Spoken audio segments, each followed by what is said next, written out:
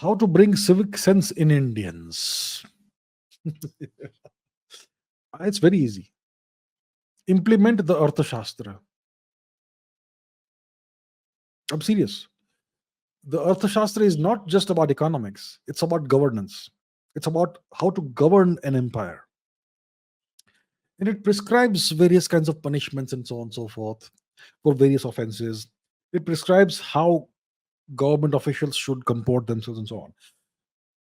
What needs to happen? It's very simple.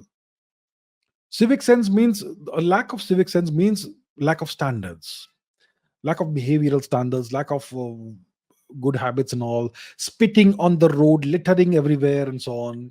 Let's talk about littering. Let's talk about the fact that in many Indian towns and cities, you have garbage on the streets. Why is it so? First of all, because there is no punishment for littering and dumping stuff wherever you want. You're eating a pack of junk food, chips. You done? You just dump it wherever it is and move on. That's typically what Indians do, right? Uh, there is no fine. There's no punishment for it. You make it such that if somebody does such a thing, punishment is guaranteed in a timely manner. Then people will stop doing it. Then that's one example. Spitting is another example. Look at what Singapore did. They implemented harsh fines for all these offenses, and they made it a certainty that if you do that, if you break the law, you're going to be punished. Guarantee in a certain amount of time. So people stopped doing that because it was painful. That's all you have to do. That's all you have to do. It's not a defect of Indian society. It's a defect of Indian governance that there are no punishments for these behaviors, and that's how people slowly their standards decline. The standards drop. That's all it is. You have to ensure that punishment is guaranteed.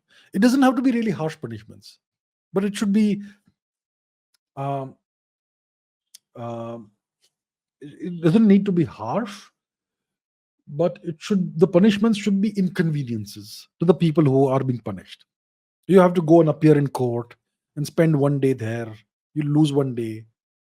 It's an inconvenience more than a punishment, and you have to pay a fine. Let's say 1,000 rupees, but you have to turn up at the court in so and so time, wait in line, and then you wait your turn and come in front of the judge, listen to a dressing down and scolding, and then your name is displayed somewhere for doing something, and then you pay the fine, that sort of thing. You waste a day.